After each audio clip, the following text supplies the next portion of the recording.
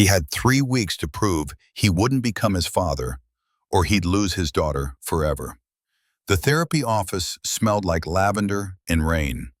Outside, Portland drowned under gray clouds. Inside, Dr. Mitchell's pen hovered over his intake form. Last week, the school had called. Lily's teacher had used careful words: concern, incident, evaluation. What she meant: your daughter is afraid of you. The court date was circled in red on his kitchen calendar. Supervised visits, parenting classes, psychological assessment, all because he'd raised his voice once, and Lily had flinched exactly the way he used to flinch 30 years ago. Dr. Mitchell looked up. Her eyes were steady, patient. "Tell me about your father, Ethan." He could walk out, refuse to answer, let the state decide Lily's future. Or he could stay and face the man he'd spent 3 decades trying not to become. His hands gripped the armrests. The wood was smooth, cool, real.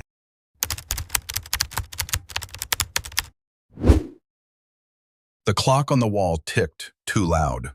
Ethan sat in the leather chair across from Dr. Sarah Mitchell and tried to remember how to breathe the way she'd taught him. 4 counts in, hold. 4 counts out. Her office had plants everywhere, green things reaching toward the window. Light filtered through rain outside, turning everything soft and gray. "Tell me about your father, Ethan." The question hung in the air between them. He'd known it was coming. 3 sessions now, and they danced around it. Talked about Lily, talked about stress, talked about anger management techniques. But never the source, never the well he'd been drinking from his whole life. He worked construction. Ethan's voice came out flat. Came home tired, didn't like noise. Sarah wrote something down. Her pen made a scratching sound against paper. She wore a gray cardigan today, professional but soft. Nothing like the social worker who'd shown up at his door last week with her clipboard and her tight smile. "What happened when there was noise?" Ethan's hands tightened on the armrests. The leather creaked under his grip. He could see his father's face, jaw tight, eyes dark. The way the air would change in the house when his truck pulled into the driveway. The way Ethan and his mother would go quiet, still, waiting. He'd fix it. The words tasted like rust, one way or another. Sarah didn't look away, didn't flinch, just nodded like he'd said something ordinary, like he'd told her about the weather. Outside, rain drummed against the window. The sound was steady, constant, safe. "And last Tuesday," she said quietly, "when Lily spilled juice on your laptop, what did you feel right before you yelled?" The memory surfaced sharp and clear, Lily's face going pale, the cup falling in slow motion, orange juice spreading across his keyboard, and something inside him cracking open like a door he'd kept locked for 30 years. His father's voice in his throat, his father's rage in his chest. "Terror," he said. Sarah's pen stopped moving. "I felt terror that I was him." The elementary school parking lot was full of minivans and SUVs. Ethan pulled into a space near the back and cut the engine. 3:15, pickup time. Through the windshield, he watched other parents gather near the entrance. They talked in clusters, smiled, waved. Normal people doing normal things. He stayed in the car. The passenger seat still had Lily's booster, pink with unicorns. She was getting too big for it, but the law said 8 years or 80 pounds. She was 6 and maybe 45 pounds soaking wet, small for her age. The pediatrician said not to worry. Some kids were just built that way. Ethan's mother had been small too. The school doors open. Kids poured out like water from a broken dam. Bright backpacks, loud voices. Lily came out near the end of the line, brown hair in 2 braids, frozen backpack with the broken zipper he kept meaning to replace. She saw his car and stopped walking. Ethan got out. Mrs. Chen stood by the doorway, Lily's teacher. She'd been the one to call, to use those careful words. She watched as Lily crossed the pavement toward him, watched as Ethan knelt down to Lily's height, watched everything. Hey, sweetheart. His voice came out softer than he meant it to. How was school? Lily's fingers twisted the straps of her backpack. Fine. Learn anything good? We did fractions. Yeah? You like fractions? She shrugged. Her eyes flicked toward Mrs. Chen, then back to him. Testing, measuring, making sure it was safe. The look gutted him. Let's go home, he said. I got stuff for mac and cheese, the good kind, with the powder, not the goop. Something shifted in her face. Not quite a smile, but close. She climbed into the back seat without being asked, buckled herself in. Ethan closed her door gently, met Mrs. Chen's eyes across the parking lot.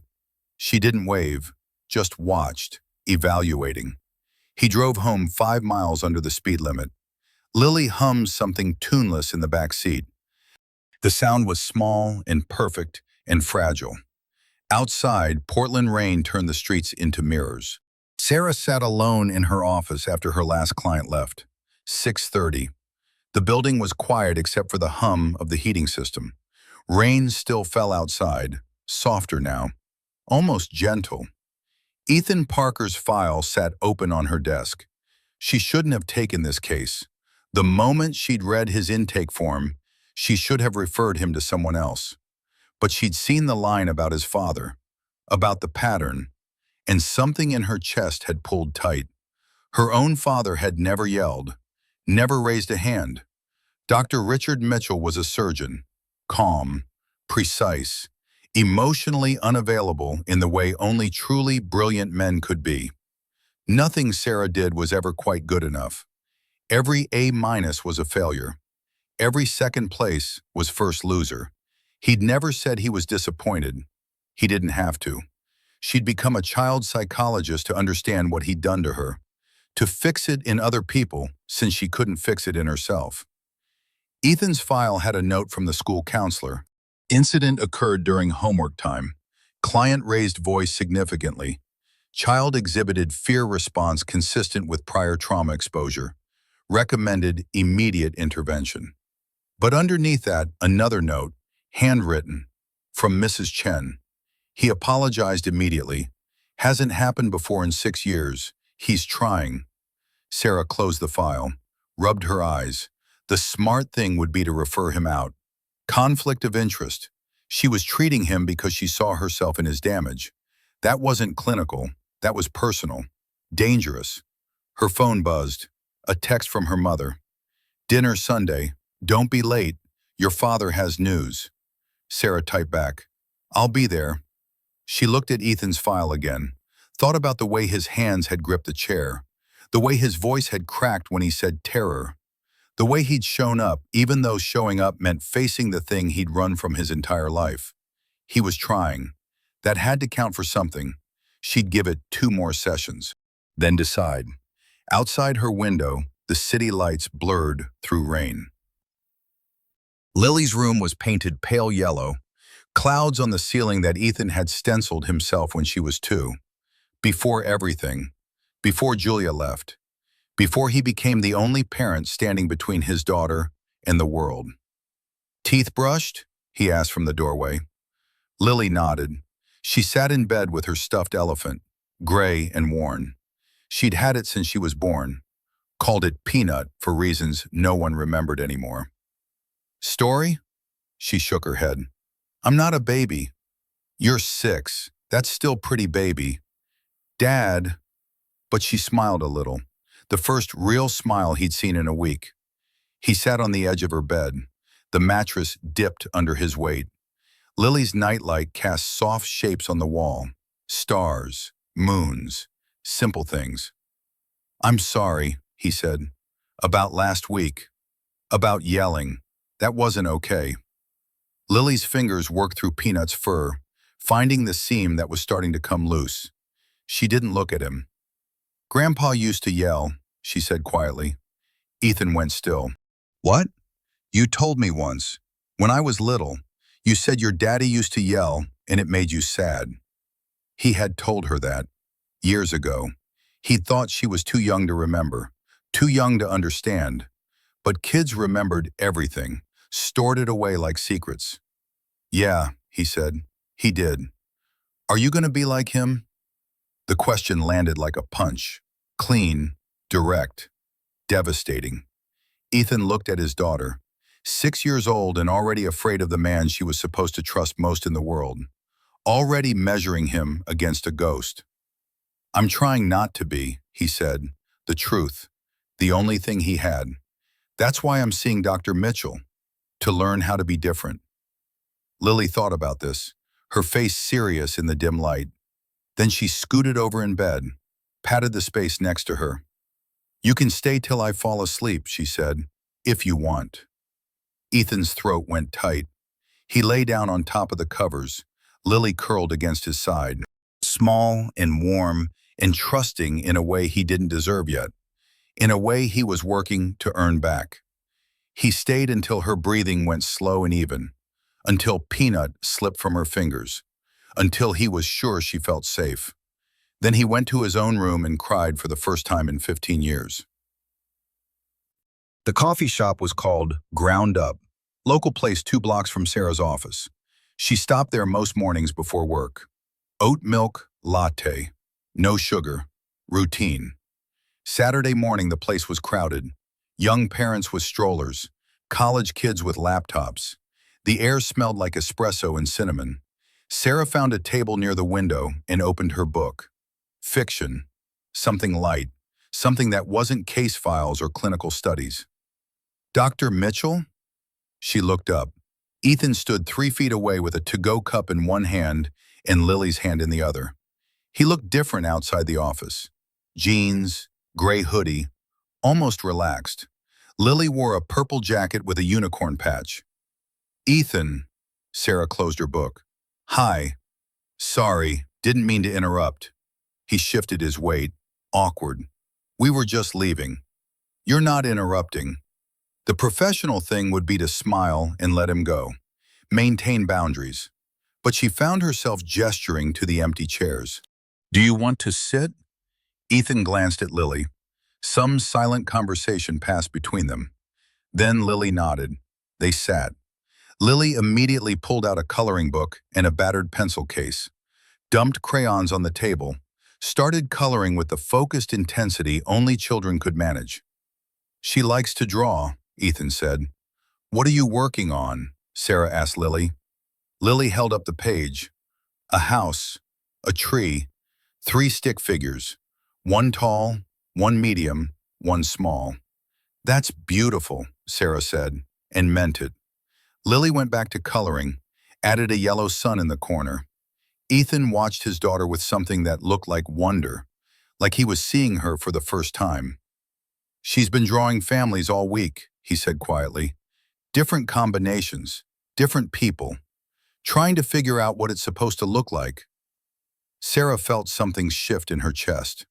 The clinical part of her brain noted this. Symbolic processing, age-appropriate coping mechanism. But the rest of her just saw a little girl trying to make sense of her world. My parents want to meet her, Ethan said. They called yesterday, said they heard about the evaluation, want to help. How do you feel about that? He laughed, sharp and bitter. I feel like introducing Lily to the man who made me this way is probably not the help they think it is. Lily looked up. Who's this way? Ethan's face went soft. Nobody, sweetheart. Grown-up stuff. Boring, Lily declared.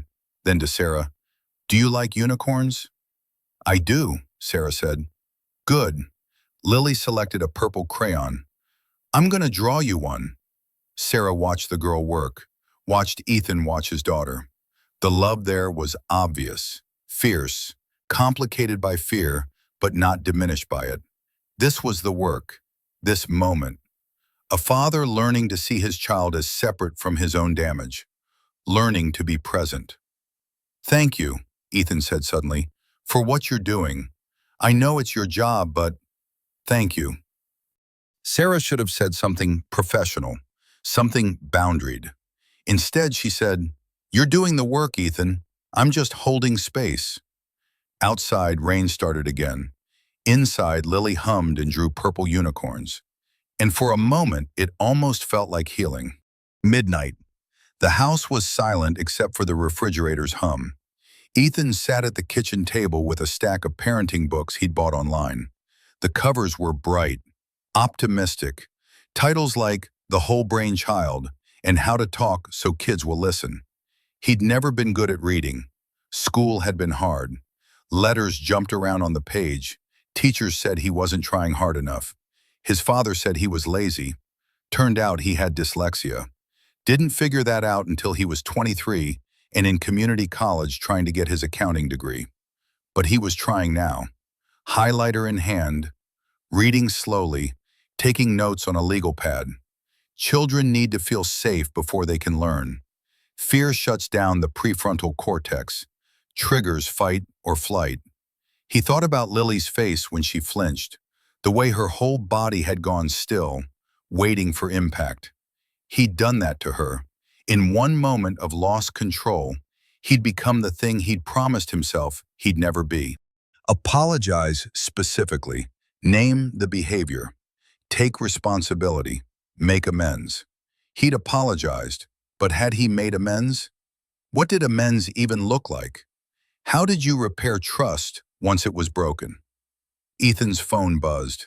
A reminder. Write to Lily. He'd set it up after Thursday's session. Sarah had suggested it. A journal. Letters to Lily that he'd give her someday when she was older. A record of his trying, his failing, his getting up again. He opened a fresh notebook, blue pen. His handwriting was terrible, but he wrote anyway. Dear Lily, it's Saturday night. You're asleep upstairs. I just read a chapter about how yelling affects kids' brains, how it makes them feel unsafe even when they're safe. I did that to you. I made you feel unsafe in your own home, in your own life. I don't know if I can fix this. I don't know if I can be the dad you deserve, but I'm going to try. Every day, even when it's hard, even when I want to give up. Dr. Mitchell says healing isn't perfection. It's practice. So I'm practicing. I love you more than I know how to say, Dad. He closed the notebook, put it in the drawer with the others. 7 days, 7 letters, a record of hope. Outside his window, Portland slept under rain. Tomorrow was Sunday. The custody evaluator would call on Monday. 3 weeks had become 2.5. Time was running out. But tonight, he'd read. He'd learned. He'd tried. It would have to be enough. The call came at 9 a.m. Monday. Ethan was making Lily's lunch. Turkey sandwich, apple slices, the juice box she liked. Mr. Parker, this is Janet Reeves. I'm the custody evaluator assigned to your case. His hands went still. The knife hovered over the bread. Yes, hi. I'd like to schedule a home visit, today if possible. I know that's short notice, but today's fine. His voice sounded calm, distant, like it was coming from someone else's mouth. What time? 2 p.m.? I'll be here. He hung up, looked around the kitchen, dishes in the sink, mail on the counter. Lily's backpack on the floor where she dropped it. Evidence of life, of trying, of not being quite good enough. He had 5 hours. Ethan called in sick to work. His boss didn't ask questions. Then he cleaned, washed dishes, wiped counters, vacuumed, made Lily's bed. His bed. Checked the bathroom for anything that might signal instability. The house had to be perfect, had to prove he was safe, capable. Not his father. At 1:45, he sat on the couch and tried to remember how to breathe. The house smelled like lemon cleaner.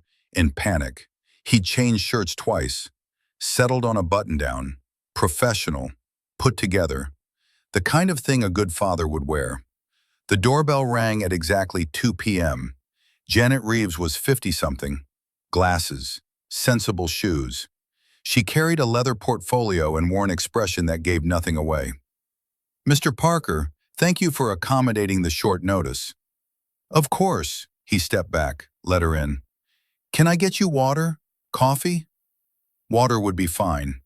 He poured it while she looked around, took notes. He could feel her cataloging everything. The worn couch, the photos of Lily on the walls, the stack of parenting books on the coffee table that he'd deliberately left visible. She sat, he sat. The water glass sweated between them. "Tell me about the incident," she said. So he did. The whole thing. Lily spilling juice, his reaction. The yelling, the fear in her eyes, the call from the school, the shame that still sat heavy in his chest like a stone. Janet wrote everything down. Her pen moved steadily across paper. No judgment in her face. No sympathy either. Just facts. Just documentation. "And you've started therapy?" "Yes, 3 weeks ago. Dr. Sarah Mitchell, twice a week." "What are you learning?" Ethan's throat went dry.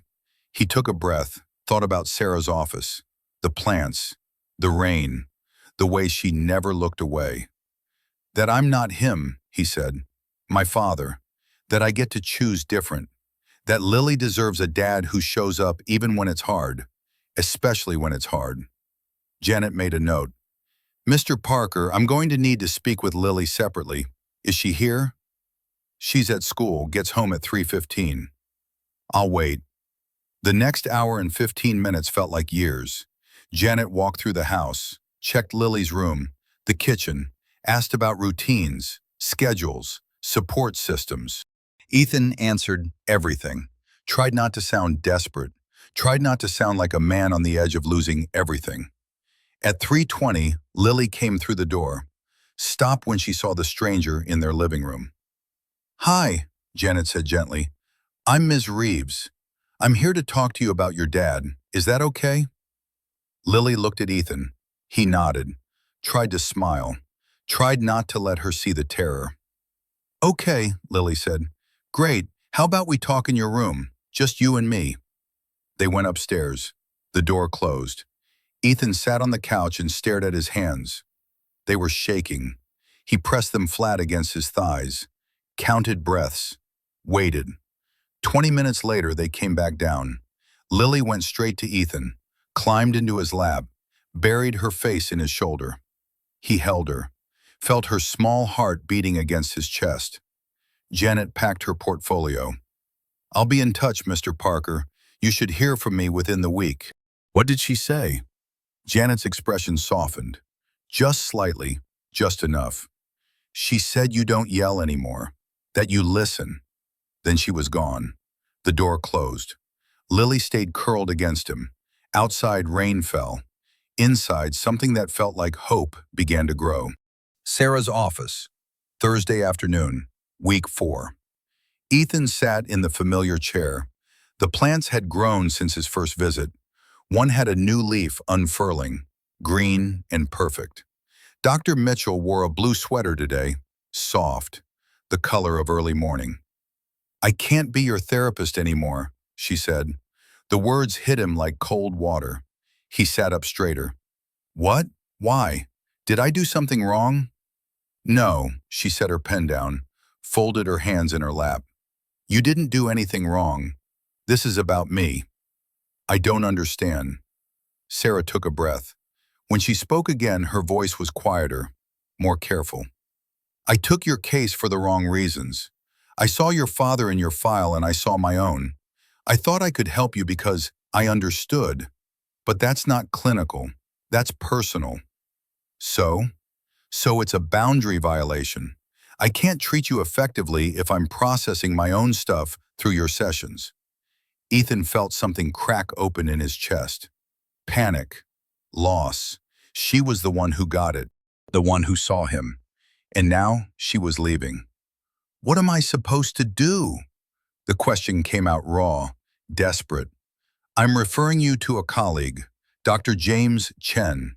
He's excellent, specializes in trauma and parenting. He'll take good care of you." "I don't want Dr. Chen. I want you." The words hung between them. Too honest, too much. Sarah's expression shifted. Something flickered in her eyes, something that looked almost like pain. "Ethan, I'm sorry." He stood up, paced to the window, pressed his forehead against the cool glass. Outside, the city moved, oblivious. "I'm sorry. That was inappropriate." It wasn't. Her voice was soft behind him. And that's the problem. He turned. She was standing now too. 3 feet of space between them. An ocean. A hair's breadth. I'm developing feelings, she said, for you, and that's not okay. It's unethical. It compromises my ability to provide care, so I have to refer you out. And then what? And then nothing. You work with Dr. Chen, you continue your evaluation. You get Lily back full-time. But you and I, there is no you and I, but her voice wavered. There can't be. Ethan looked at her, really looked, saw the way her hands gripped the edge of her desk, the way she wouldn't quite meet his eyes, the way she was holding herself together through sheer force of will. What if I want there to be? He asked quietly. Sarah closed her eyes. Then you need to pass your evaluation first, get your life stable, and then we can talk. How long? As long as it takes. He nodded, felt something settle in his chest. Not hope exactly, but not despair either. Something in between, something that felt like a promise. Okay, he said, I'll see Dr. Chen. There's a support group I run, Tuesday nights, for single parents. You could come to that, if you wanted. It's not therapy, it's just support. Will you be there? Yes. Then I'll be there. Sarah's mouth curved, not quite a smile, but close. Okay. Ethan gathered his jacket, headed for the door, stopped with his hand on the handle. Thank you, he said, for being honest, for doing the right thing even when it's hard. That's what we're both learning, isn't it? Sarah said. How to do the right thing. Outside, rain had finally stopped. The sky was breaking open. Light spilled through gaps in the clouds. Ethan walked to his car and thought about Tuesday, about support groups, about a woman with kind eyes in a blue sweater who was learning to do the right thing too. Healing wasn't perfection. It was practice. And he was practicing. The community center smelled like burnt coffee and old carpet. Ethan stood in the doorway of room 3B and watched a circle of chairs fill with people who looked as tired as he felt. Tuesday night, 7 p.m., Single Parents Support Group. Sarah sat near the window. She changed out of her work clothes into jeans and a loose sweater. Hair down, she looked younger, almost nervous. When she saw him, something crossed her face. Relief, maybe, or regret, hard to tell. Come in, she said. Grab a chair. There were 8 people total. Ethan took the empty seat between a woman with pink hair and a man in a Seahawks jersey. Sarah waited until everyone settled, then smiled. Welcome. For those who are new, I'm Sarah. This group is a judgment-free space for single parents to share experiences, offer support, and remember we're not alone in this. No advice unless asked for. No fixing each other's problems. Just listening. She went around the circle. Names, kids' ages, one sentence about why they came. The pink-haired woman was Vanessa. 2 kids, 7 and 9. Ex-husband stopped paying child support. The man in the Seahawks jersey was Marcus. Daughter was 4. Wife died 2 years ago. Still figuring out how to be both parents. When it got to Ethan, his throat went dry. I'm Ethan. Daughter Lily is 6. I'm here because I almost lost her. Because I yelled once and she looked at me like I was a monster. Because I'm trying to break a cycle I didn't even know I was stuck in. The room was quiet. Then Marcus nodded. Yeah, I get that. Sarah's eyes met his across the circle. Warm, steady. You're safe here. For the next hour they talked. Marcus shared about his daughter asking when mommy was coming home. Vanessa talked about explaining to her kids why they couldn't afford soccer this year. A woman named Rachel cried about her son's teacher, saying he was falling behind. No one offered solutions. They just listened, held space, saw each other. At 8, Sarah called time. People packed up, filtered out. Ethan stayed in his chair. Sarah came over. You okay? She asked. Yeah, that was good. Harder than I thought. The first time usually is. She sat in the chair next to his. Close, but not too close. Professional distance. How's Dr. Chen? Good. Different from you. More direct, but good. And the evaluation? Haven't heard yet. It's been 4 days. Sarah nodded. Her fingers played with the edge of her sweater. A tell. She was nervous too. About this. About them. About whatever this was becoming. Lily's birthday is next week, Ethan said. She wants a party. At the house. I'm terrified I'm going to mess it up. What are you afraid will happen? I don't know. Too many kids. Too much noise. I'll snap. I'll yell. They'll all see what I really am. And what are you really? He looked at her. I don't know anymore. I used to think I was my father. Now I don't know. That's growth, Sarah said softly. Not knowing is the first step to finding out. Someone coughed in the hallway. The janitor. Cleaning. Ethan checked his watch. 8:20. He should go. Pick Lily up from the neighbors. But he didn't want to move. Didn't want to break whatever this moment was. I could help, Sarah said suddenly. With the party, if you want. Not as your therapist, as a friend. The word landed between them, carefully, intentionally, a redrawing of lines. A friend, Ethan repeated. Yeah, friends help friends with birthday parties. It's allowed. He smiled. Okay, yeah, that would be really good. Text me the details. She stood, gathered her bag. And Ethan, you're going to be fine. The party, the evaluation, all of it. How do you know? Because you're already doing the hardest part. You're showing up. She left. Ethan sat alone in the empty room. Chairs in a circle, the coffee maker still on. Outside, the night was clear for the first time in weeks. Stars visible through the window, small and distant and holding steady. He pulled out his phone, texted Sarah the party details, then drove home to his daughter and the life he was learning to build. Lily's birthday fell on Saturday. Sunny, 65 degrees, a miracle in Portland in March. Ethan woke up at 6 and started cleaning the house again. Not evaluation cleaning, party cleaning. Different kind of panic. He'd invited 10 kids from Lily's class. 10. What had he been thinking?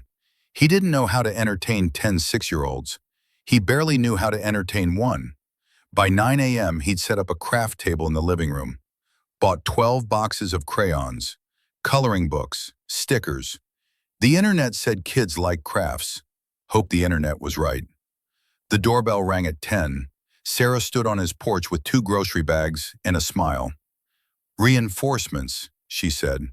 Inside, she unpacked supplies, juice boxes, fruit, cheese, things that wouldn't get too messy or cause sugar crashes. She moved through his kitchen like she'd been there before. Easy, natural, not crossing boundaries but definitely blurring them. You didn't have to do this, Ethan said. I wanted to. She pulled out a package of paper plates. Besides, I remember Lily saying she likes unicorns. Figured you might forget cups. He had forgotten cups. And napkins. And basically everything except cake. Thank you, he said. Meant it. They worked together. Set up games. Hung streamers. Sarah showed him how to make a pin the tail on the donkey board using poster paper and markers. The house slowly transformed from austere and careful to bright and welcoming. A place where kids could be loud.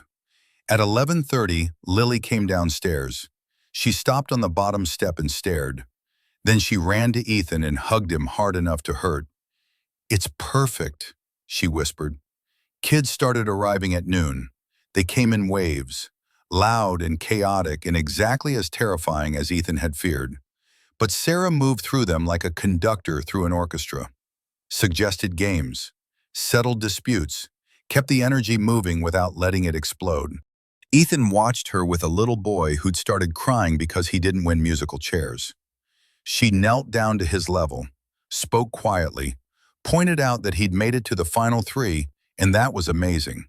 The boy's face cleared. He went back to playing. This was what she did: saw people, made space for their feelings, held them steady while they found their footing. By 2 p.m., the house was a disaster. Frosting on the walls, crayons on the floor.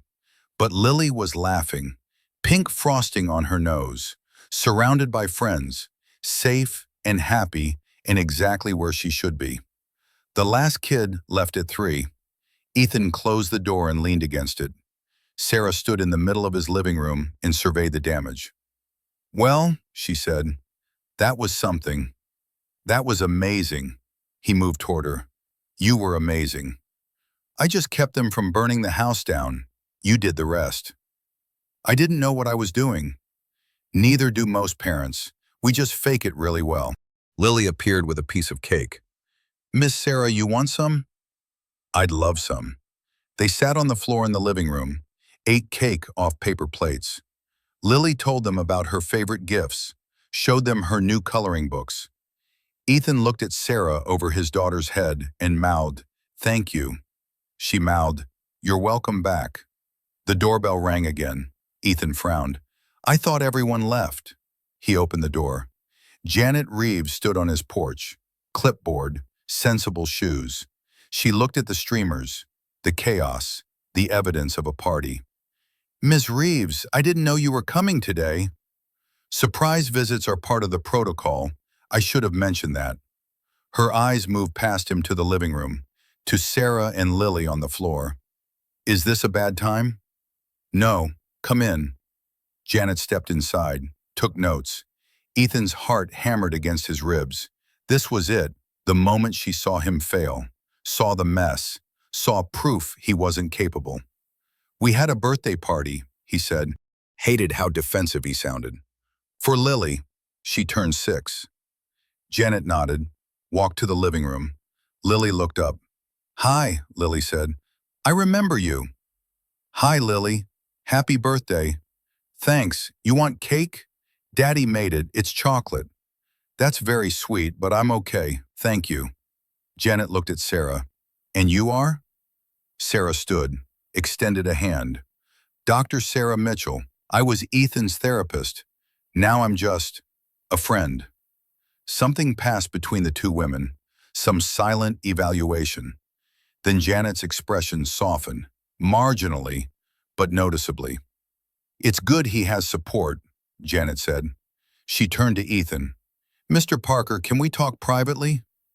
They went to the kitchen. Ethan's hands were shaking. He shoved them in his pockets. Janet set her clipboard on the counter. "I've completed my evaluation. I wanted to deliver the results in person." "Okay." "Mr. Parker, I'm recommending that full custody remain with you. No supervision required. Continued therapy is advised, but not mandated." The words took a moment to land, to become real. Ethan stared at her. I don't understand. You've made significant progress in a short time. Lily feels safe. She's thriving. You're engaged in her life, attending therapy, building support systems. Everything I've seen indicates you're a capable and loving father." "But I yelled at her. I scared her." "You did. And then you took responsibility, sought help, changed your behavior. That's more than most people do, Mr. Parker. That's everything." She picked up her clipboard. "I'll file my report with the court on Monday. You should receive official notification by Wednesday." She left. Ethan stood in his kitchen surrounded by birthday party debris. Cake crumbs on the counter, juice spills on the floor. Evidence of life, of trying, of succeeding. Sarah appeared in the doorway. "Ethan?" He turned to her, felt tears on his face and didn't care. "I won. I get to keep her." Sarah's face broke open. Relief and joy, and something else. Something that looked like pride. "Of course you do. You were always going to." "No, I wasn't. I almost lost her. If I hadn't gone to therapy, if I hadn't met you, you would have found another way. This isn't about me. This is about you choosing to do the work." But it was about her. At least partly. She'd held the door open, kept it open even when he wanted to run, even when it cost her professionally. She'd seen him and hadn't looked away. "Thank you," he said, inadequate, but all he had. Lily ran into the kitchen. "Daddy, can Miss Sarah stay for dinner? Please." Ethan looked at Sarah. She looked back. The space between them felt charged, careful, full of things neither of them was ready to name yet. "If she wants to," Ethan said. "I want to," Sarah said. So she stayed. They ordered pizza, ate in the living room. Lily fell asleep on the couch at 7, exhausted from her party. Ethan carried her upstairs, tucked her in, came back down to find Sarah cleaning up. "You don't have to do that." "I know." They worked in silence, throwing away plates, wiping counters, the kind of comfortable quiet that only came from really knowing someone, from being seen. When the kitchen was clean, they stood by the sink, close enough to touch, not touching. "I should go," Sarah said. "Yeah, but I don't want to." Ethan's breath caught. "Sarah, I know the evaluation just ended. You're still technically in a vulnerable position. There are ethical concerns. I need to be careful. We need to be careful." "Okay, but I feel something. For you. And I think you feel something too. And I don't know what to do with that." Ethan reached out, slowly, gave her time to pull away. She didn't. His fingers found hers, barely touching, just enough. "What if we just see what happens?" he said. "No pressure, no rush, just this. This, whatever this is, could be." Sarah's fingers curled around his, held on. "That's terrifying." "Yeah, it really is." "Okay. Okay? Yeah, let's see what happens." She left 10 minutes later. Ethan stood in his doorway and watched her car pull away. Went inside, locked up, checked on Lily, sat in his living room in the dark, and felt something he hadn't felt in years. Hope. Dr. Chen's office was different from Sarah's. No plants, leather furniture, degrees on the wall, professional in a way that felt impersonal. But Chen himself was warm. Late 50s, gray beard, spoke slowly, thoughtfully. "Tell me about the custody decision," he said. "Monday afternoon, 3 days since the party, since Sarah held his hand in his kitchen, since everything shifted." "It's good," Ethan said. "Better than good. I get to keep my daughter, but I'm also terrified." "Of what?" "Messing it up, getting comfortable, forgetting to do the work and waking up one day to find I'm him again." Chen nodded, made a note. "Your father." "Yeah." "Ethan, do you know what the difference between you and your father is?" "I'm trying not to be him." "You're afraid of being him. Fear is what drives change. Your father never had that fear, never questioned himself, never sought help. That's the difference. Not whether you're perfect, but whether you're paying attention." The words settled something in Ethan's chest, a knot he'd been carrying since childhood, maybe longer. "I want to tell Lily about him," Ethan said. "About my dad, what he did, who he was. She knows bits and pieces, but not the whole story. Should I do that?" "Why do you want to tell her?" "Because she should know. She's old enough. And I don't want secrets. I don't want her to find out later and feel like I lied." Chen leaned back in his chair. "What are you hoping happens when you tell her?" Ethan thought about this. The real answer underneath the logical one. "I want her to understand. Why I'm the way I am. Why I have to work so hard to be different. I want her to know it's not about her. It never was." "That's a good reason," Chen smiled slightly. "Age-appropriate honesty is healthy. Just remember, she's 6. Keep it simple. Focus on feelings more than facts. And give her space to ask questions. Kids process things differently than we do." "When should I tell her?" "When you're ready. When she's ready. You'll know." The session ended at 5. Ethan drove to pick up Lily from after-school care. She climbed into the car chattering about a science project. Volcanoes. She and her partner were going to make one explode with baking soda and vinegar. That sounds amazing, Ethan said. Will you help me? Of course. At home, they made mac and cheese, Lily's favorite. She told him about her day, about the boy who brought a lizard to class, about the teacher who let them go outside for extra recess because it was sunny. Normal kid things, good things. After dinner, they sat on the couch. Lily curled under his arm watching a nature documentary. Bears, salmon, the cycle of seasons. Lily, Ethan said, can I tell you something? She looked up. Okay. You know how I told you my dad used to yell? And that it made me sad when I was little? Yeah. It was more than sad. He hurt me. Not just my feelings. He hit me sometimes, when he was angry. Lily went very still, her eyes wide and serious. Like hitting? Yeah, like that. That's not okay. No, it's not okay. But I was a kid and I didn't know how to stop it. And for a long time I thought maybe I deserved it. Like maybe I was bad and that's why he did it. You're not bad, Daddy. I know that now, but it took a long time to learn. And sometimes when I get scared or stressed, I remember how he was. And I'm afraid I'll be like that too. That's why I go to Dr. Chen, to make sure I'm different. Lily's small hand found his. You are different. You don't hit me. You just yelled that one time, and you said sorry. Grandpa didn't say sorry, right? No, he never did. Then you're different. Out of the mouths of babes.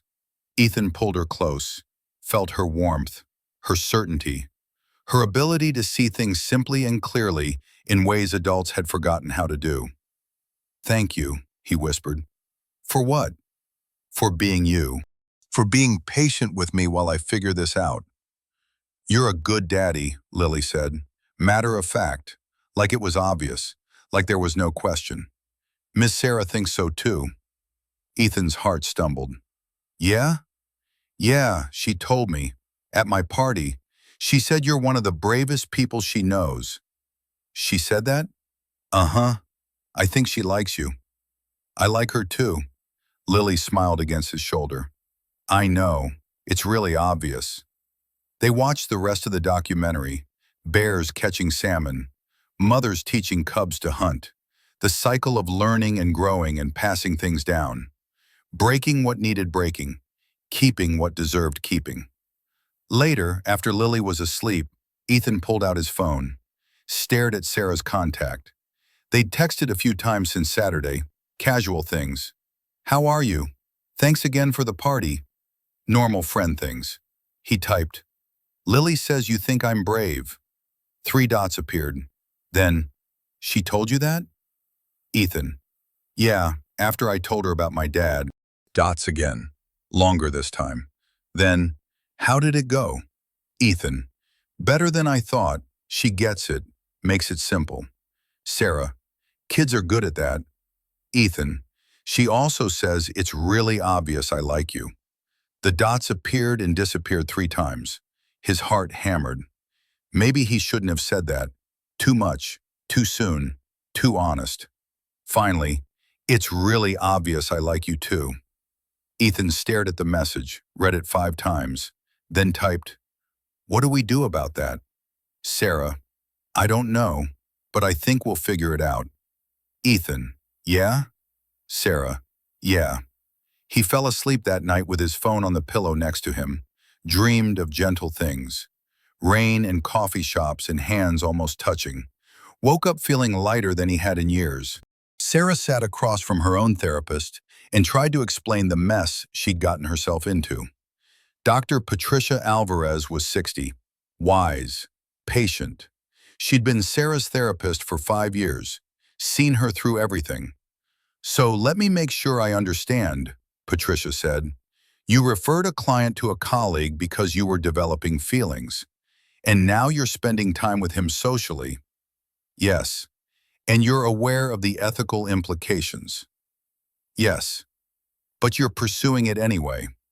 Sarah looked out the window. Rain again. Always rain. I don't know if I'm pursuing it, more like not running from it.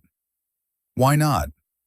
Because for the first time in my life, I feel something real, messy, complicated, everything I've always avoided, and I'm tired of avoiding. Patricia nodded. Tell me about your family dinner last month. Sarah had known this was coming. It was fine. Sarah, it was exactly what it always is. My parents being polite and distant and subtly disappointed in every choice I've made. My father asking about my research, not my life, just my research, like I'm a colleague, not his daughter. And how did that make you feel? Like I'm never going to be enough, like I could cure cancer and win a Nobel Prize, and he'd still find a way to note room for improvement.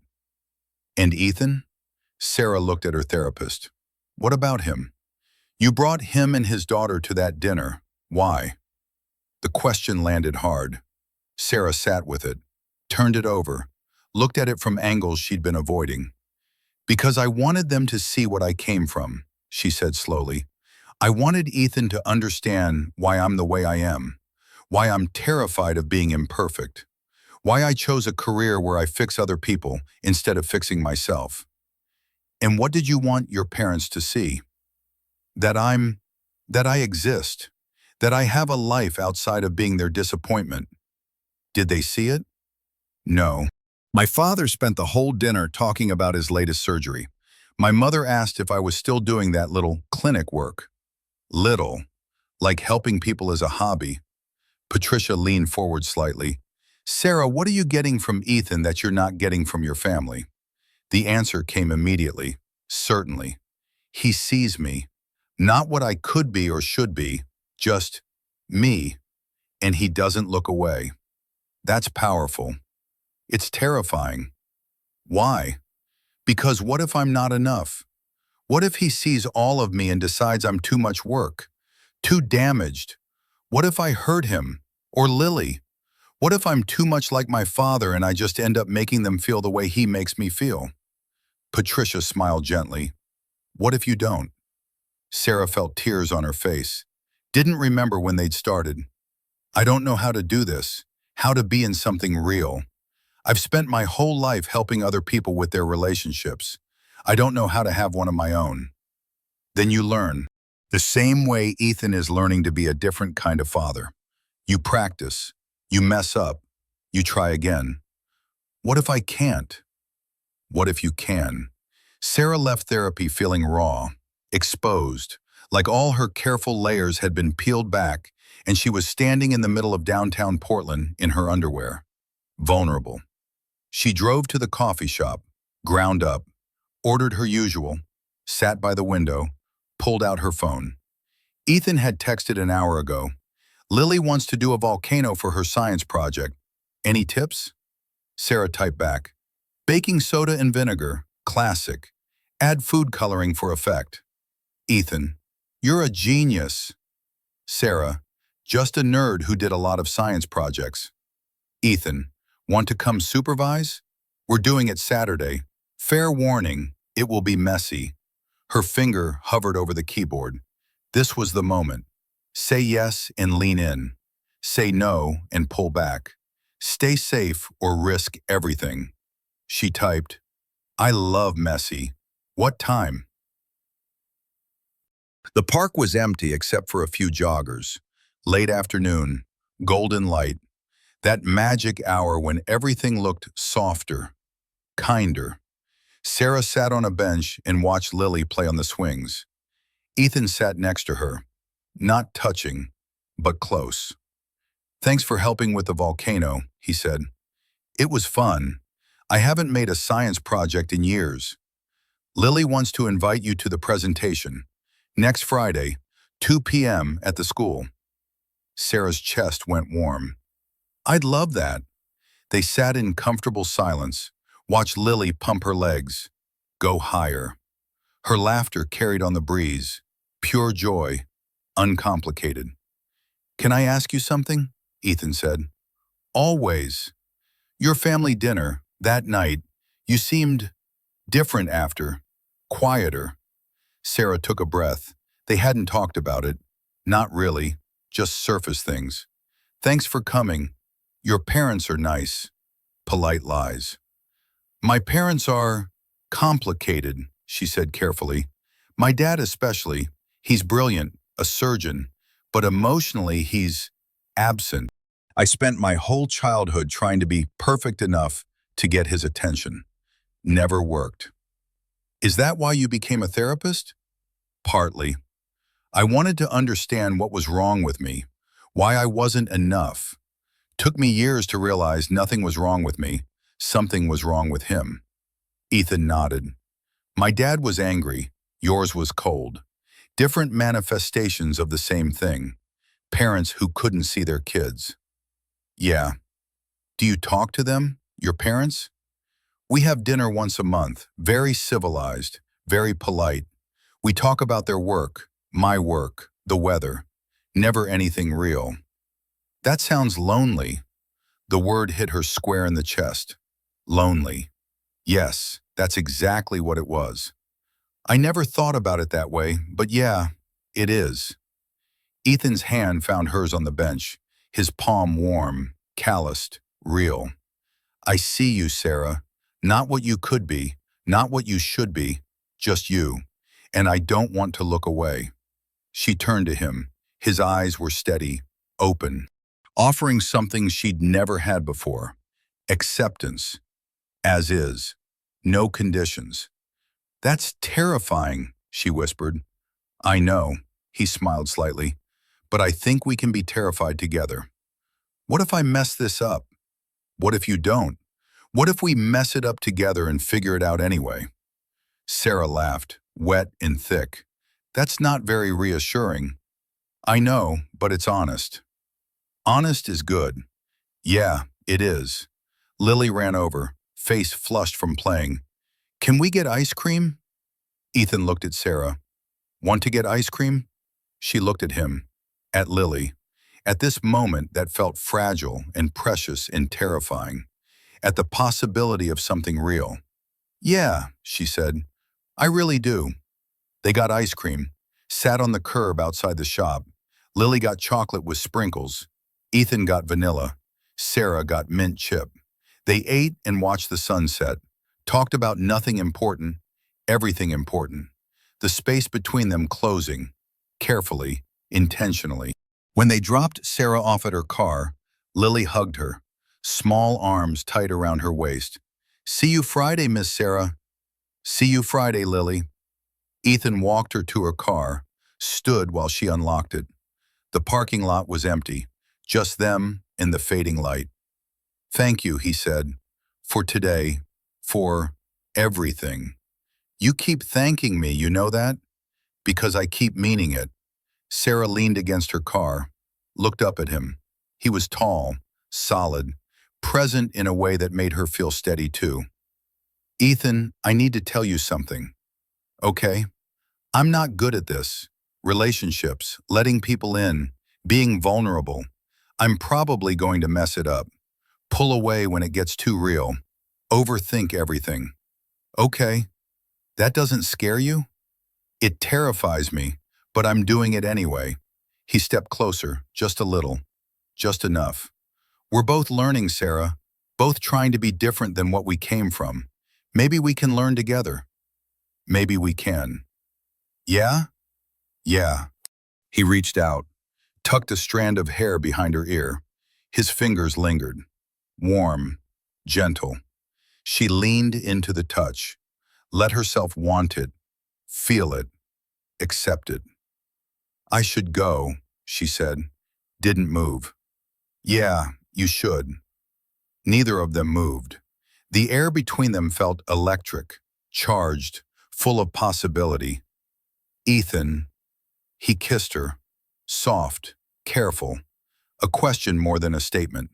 She answered, let herself fall into it, into him, into the terrifying, beautiful mess of something real. When they pulled apart, she was breathless, smiling. He was smiling too. Okay, she said, so that happened. Is that okay? Yeah, that's really okay. She drove home with her heart hammering. hands shaking, feeling more alive and terrified than she'd felt in years. Texted Patricia, "I kissed him, or he kissed me. We kissed. It was perfect. I'm freaking out." Patricia texted back, "Good. Feel it. Don't run." So she didn't run. She sat with it. The fear, the joy, the possibility. Let it be messy and complicated and real. And for the first time in her life, that felt okay. Lily's science presentation was in the cafeteria. Tables set up with cardboard displays and handwritten posters. Kids explaining projects to parents and teachers. The room buzzed with energy, excitement, pride. Ethan stood in the back with Sarah, watched Lily demonstrate her volcano with her partner, a boy named Marcus. They'd painted the cardboard mountain brown and green, added plastic dinosaurs, made a whole prehistoric scene. "And when we pour the vinegar into the baking soda," Lily explained seriously, "a chemical reaction happens. Carbon dioxide gas forms. That makes the eruption." She poured. The volcano fizzed. Red-dyed foam bubbled out and ran down the sides. The small crowd of parents applauded. Lily beamed. "She's a natural," Sarah said. "She gets that from her mom. Julia was good at science, good at explaining things." It was the first time Ethan had mentioned his ex-wife. Sarah glanced at him. His expression was neutral, maybe a little sad, but not bitter, not angry. "Do you still talk to her?" Sarah asked carefully. "No, she sends a card on Lily's birthday. That's it. She left when Lily was 2. Said she wasn't ready to be a mother, needed to find herself. I was angry for a long time. Now I'm just sad for what Lily lost, for what we could have been. That must be hard." It was, but I had to let it go. Couldn't be angry and present at the same time. Had to choose. Sarah nodded, thought about her own anger, at her father, at herself, at the way perfectionism had eaten years of her life. She'd been angry for so long she'd forgotten what it felt like to not be. "I want to choose that too," she said quietly, "to let go, be present." Ethan's hand found hers, squeezed. "You're already doing it." After the presentations, they went to dinner. Pizza place down the street. Lily colored on the paper tablecloth with crayons the waiter brought. Drew volcanoes, dinosaurs, the 3 of them together. "Miss Sarah," Lily said without looking up, "are you Daddy's girlfriend?" The question hung in the air. Sarah's eyes went wide. Ethan choked on his water. Lily kept coloring, completely oblivious to the bomb she dropped. That's, that's a grown-up question, kiddo," Ethan managed. "That's not an answer." Sarah laughed. Couldn't help it. The kid was sharp. "We're figuring it out, Lily. Is that okay with you?" Lily looked up, considered this seriously. "Do you make Daddy happy?" "I hope so." "Do you make you happy?" Sarah blinked. Out of the mouths of babes. Again. "Yeah, he does." "Then it's okay with me." Lily went back to coloring. Case closed. Simple as that. Ethan met Sarah's eyes across the table. Something passed between them. Relief, joy, permission from the person who mattered most. Later in the parking lot, after Lily had fallen asleep in her car seat, Ethan walked Sarah to her car. The night was cool, clear, stars visible despite the city lights. "So," he said, "are you my girlfriend?" Sarah smiled. "I think I might be. Is that okay?" "It's more than okay." He pulled her close, kissed her under the streetlight, slow and sweet and full of promise. "It's everything." She drove home thinking about Lily's question. Do you make you happy? When had she last asked herself that? When had she last prioritized her own happiness over achievement, over perfection, over being enough for people who would never think she was enough? This thing with Ethan, it wasn't perfect. It was messy and complicated and scary, but it was real, and it made her happy. Actually, genuinely happy. Maybe that was enough. Maybe that was everything. 3 months later, summer. The blizzard warning came out of nowhere. Freak June storm. Snow in Portland. The city panicked. Grocery stores emptied. Schools closed. Everyone hunkered down. Ethan stared out his window at the whiteout conditions. Lily was with her friend Emma for a sleepover. He'd been about to leave for therapy when the warning hit. Dr. Chen had already canceled. Roads were too dangerous. His phone rang. Sarah. "Hey," he said, "you okay?" "I'm stuck at the office. My car won't start. Battery's dead. AAA says 3-hour wait minimum." "Where are you?" "Downtown, near the clinic." "Stay there. I'm coming to get you." "Ethan, the roads." "I've got snow tires. It'll be fine. Stay there." He hung up before she could argue, grabbed his keys, drove through streets that were already covered in 3 inches of snow. Cars abandoned, traffic lights out. The city wasn't equipped for this. Neither was he. But Sarah needed help. He found her waiting in the lobby of her office building. She ran out when she saw his truck, climbed in. Her hair was dusted with snow, cheeks pink from cold. "You're insane," she said. "Yeah, probably. Thank you. Always." He started to drive toward her apartment, made it 2 blocks before the truck slid. He corrected, kept going, but the roads were getting worse. Fast. "Ethan, this is too dangerous. We should go back to your place. It's closer." "You sure?"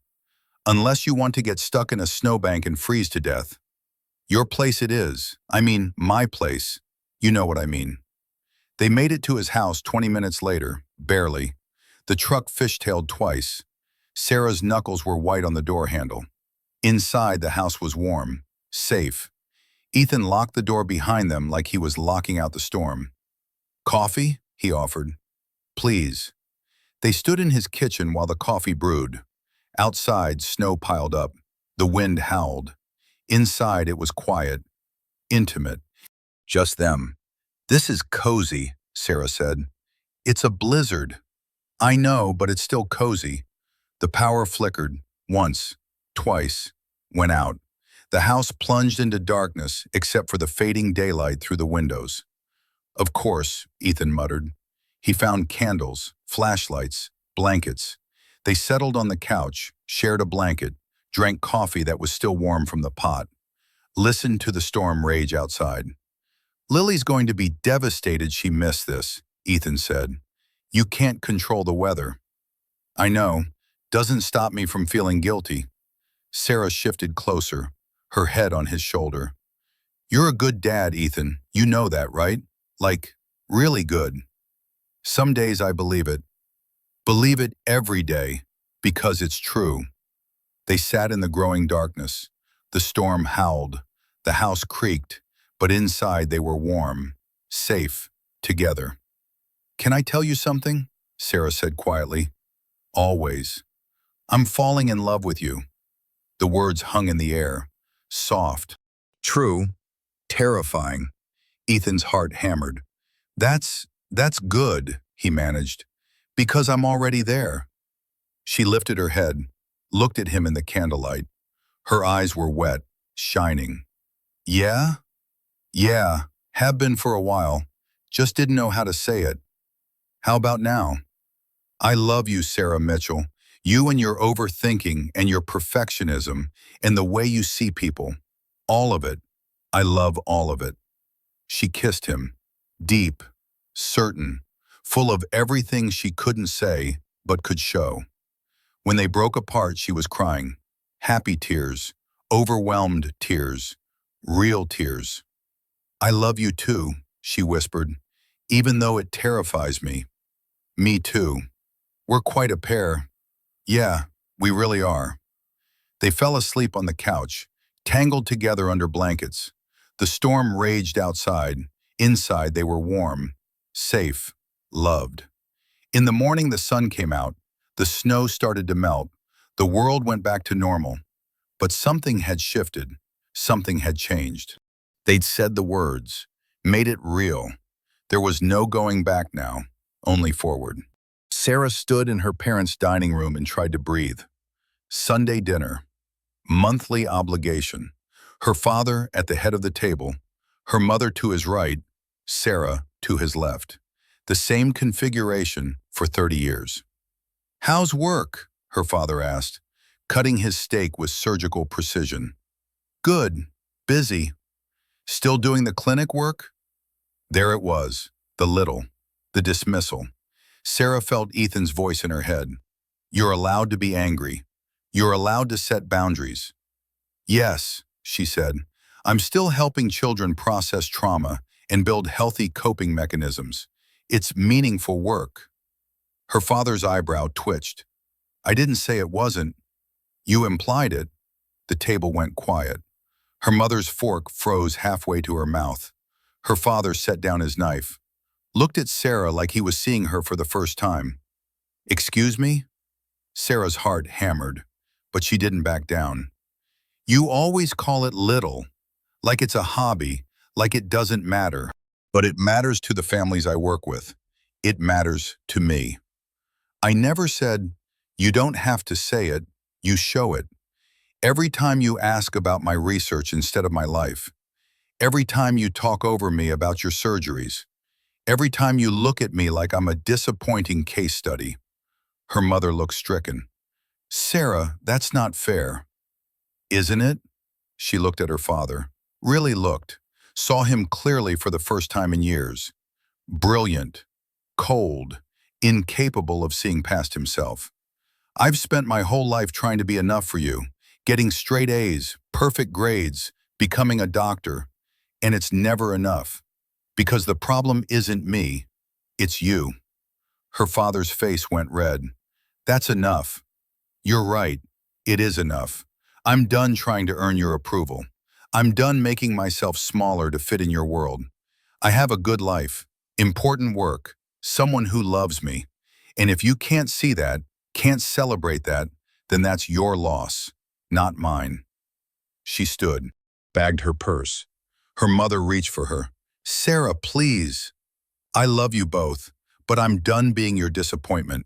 Call me when you're ready to know me, not who you wish I was, who I actually am." She walked out, got in her car, drove to Ethan's house with her hands shaking and her heart racing. Knocked on his door.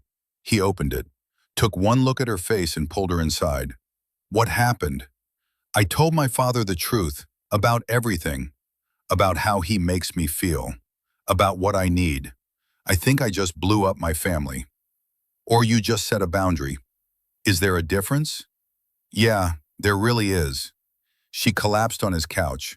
Lily ran over, climbed into her lap without asking, small arms around her neck. "Miss Sarah, are you sad?" "A little, but I'll be okay." "You want to color with me? Coloring helps." Sarah laughed, wet and thick. "Yeah, sweetheart, that sounds perfect." So they colored, Sarah and Lily on the floor, Ethan watching from the couch. The three of them together in the quiet house. Outside, the world kept moving. Inside, they held each other steady. Later, after Lily was asleep, Sarah told Ethan everything. Every word, every moment, every fear. "What if they never call?" she asked. "What if I just lost my family?" "Then you'll build a new one, with people who see you, who choose you every day." "Is that what we're doing? Building a family?" Ethan pulled her close, kissed the top of her head. "Yeah, I think we are." Sarah felt something settle in her chest. Peace. Hard-won and fragile, but real. She'd spent her whole life performing for an audience that would never applaud. Now she was choosing different, choosing real, choosing love. It was terrifying. It was everything. The court hearing was scheduled for a Friday. Final evaluation review. Custody confirmation. Just a formality, Janet Reeves had said, but Ethan still felt sick.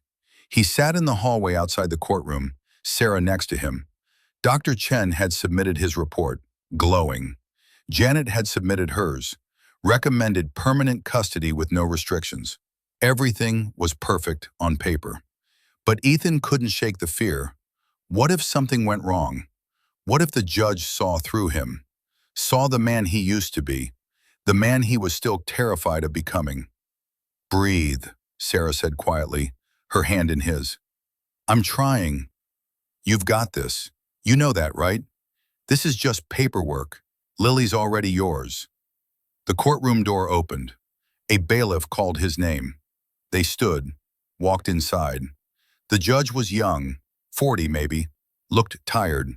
She shuffled papers, read Janet's report, Dr. Chen's evaluation, the school's assessment. "Mr. Parker," she said finally, "I've reviewed all the documentation in this case. I have to say the transformation in such a short time is remarkable. Thank you, Your Honor. You've attended therapy consistently, engaged in parenting education, built a support system. Your daughter reports feeling safe and loved. All evaluators recommend permanent custody." Ethan's throat went tight. Sarah squeezed his hand. "However," the judge continued, "I want to be clear about something. This isn't the end of the work. It's the beginning. Custody is a privilege, not a right. You've earned it today. You have to keep earning it every day. Understand?" "Yes, Your Honor, I understand." "Good." She signed something, handed it to the bailiff. "Permanent custody is granted. Continued therapy is recommended but not mandated. Case closed." The gavel came down. Final. Permanent. Real. Ethan sat in the courtroom and let the relief wash over him. He'd won. Not just custody, he'd won the fight against becoming his father. Against the cycle. Against the fear that had ruled his life for 30 years. Outside, Sarah hugged him. Hard. "I'm so proud of you." "We did it." "You did it." I just cheered from the sidelines. "You did more than that. You held the door open, kept me from running. That's everything." They picked up Lily from school together, told her the news. She didn't understand all of it, just knew it was good. That Daddy wasn't going anywhere, that they were safe. That night, Ethan pulled out his journal. The letters to Lily he'd been writing for months. He wrote one more. "Dear Lily, today the judge said you're mine. Permanently, officially, but the truth is, you've always been mine. From the moment you were born, through every mistake, every fear, every stumbling step toward becoming the father you deserved. I used to think breaking the cycle meant being perfect, never yelling, never making mistakes, being everything my father wasn't. But I was wrong. Breaking the cycle means showing up, trying, falling, getting up again. It means being honest about the damage, about the fear, and choosing different anyway. You're going to grow up someday. You're going to read these letters and see all the ways I wasn't perfect, all the ways I struggled. And I hope you'll understand I was doing my best, learning as I went, practicing. I hope you'll be proud of me, not because I was perfect, but because I tried. I love you, sweetheart. Always. Dad." He closed the notebook, put it back in the drawer, went to check on Lily. She was asleep, curled around Peanut, safe, loved, home. Sarah was waiting downstairs, curled on his couch like she belonged there, like she'd always belonged there. Maybe she had. "Hey," she said. "Hey, you okay?" "Yeah, I really am." He sat next to her. She curled into his side. They sat in the quiet house. Listened to the rain start outside. Soft, steady, constant. "I got a call from my mother today," Sarah said quietly. "Yeah?" "She wants to have coffee. Just us. Said she wants to understand." "That's good." "I'm terrified." "I know, but you'll do it anyway. Because you're brave." "We're both learning to be brave." "Yeah, we really are." Outside, rain fell. Inside, they held each other. Two broken people learning to be whole. Learning that healing wasn't perfection. It was practice. It was choosing different. Every day, even when it was hard. Especially when it was hard. And maybe that was enough. Maybe that was everything. 6 months after the custody hearing, December. Sarah's phone rang at 2 a.m. She fumbled for it in the dark. Ethan's name on the screen. Her heart jumped. Nothing good happened at 2 a.m. Hello? Sarah. His voice was tight, controlled, wrong. I need help. She was already sitting up, reaching for clothes. What happened? My father showed up, at my door. He's drunk. I can't. Lily's asleep upstairs and I can't let him in. But he won't leave and I'm afraid if I go out there I'll. Lock your door. Don't engage. I'm coming. She drove through empty streets. Portland at night was quiet, peaceful, the opposite of the chaos in her chest. Ethan had been doing so well. 6 months of steady progress, no incidents, no setbacks. And now this. She pulled up to his house. An old truck sat in the driveway. Rust, dented. A man stood on the porch, 50s, thick build. He pounded on the door, yelling something she couldn't make out. Sarah got out of her car, walked up the path. Professional, calm. The man turned. His eyes were bloodshot, mean. Who the hell are you? I'm Sarah. I'm here to help. Can you tell me what's going on? I'm here to see my son, my grandson. Got a problem with that? No problem, but it's 2 in the morning. Maybe we can arrange a visit tomorrow? When everyone's awake? I'm awake now. He pounded on the door again. Ethan, open up! I know you're in there! The door opened. Ethan stood in the doorway. His face was pale, hands shaking, but his voice was steady. Dad, you need to leave. The hell I do. I drove 6 hours to see you. I didn't ask you to come. I'm your father. Biology doesn't make you a father. Being present does, and you were never present. The older man's face went red. Sarah saw the rage building, saw Ethan see it too, saw him tense, prepare for impact. 30 years of conditioning, impossible to unlearn in 6 months. Mr. Parker, Sarah said firmly, you need to leave. Now, or I'm calling the police. You threatening me? I'm setting a boundary. There's a difference. The man looked at her, at Ethan, back to her. Something shifted in his face, not softening, but calculating. He turned to Ethan. This what you want? Some woman fighting your battles? She's not fighting my battles. She's standing with me while I fight them. Ethan's voice didn't waver. And my battle right now is keeping you away from my daughter. You don't get to be in her life. You don't get to do to her what you did to me. I never. You did, and you know it, and I'm done pretending otherwise. So you can leave now, or I can call the police and they'll make you leave. Your choice. The older man stared at his son, years of damage between them, years of silence and rage and things that could never be unsaid. Finally, he spat on the ground, turned, stumbled to his truck, drove away with tires screeching. Ethan stood in the doorway, watching, shaking. When the taillights disappeared, he collapsed. Sarah caught him, held him while he broke, while 30 years of held-back pain poured out. She didn't try to stop it, just held space, let him feel everything. Eventually he quieted, pulled back. His face was wet, destroyed, raw. I'm sorry, he whispered. For what? For calling you, for dragging you into this, for being a mess. Ethan, you just faced your father, set the hardest boundary of your life, protected your daughter. You're not a mess. You're brave. I don't feel brave. Brave people never do. They went inside, checked on Lily, still asleep, oblivious, safe. Downstairs, Sarah made tea. They sat at his kitchen table in the dark. Rain started outside. Soft, constant. He looked old, Ethan said. Smaller than I remembered, like just a man, not a monster.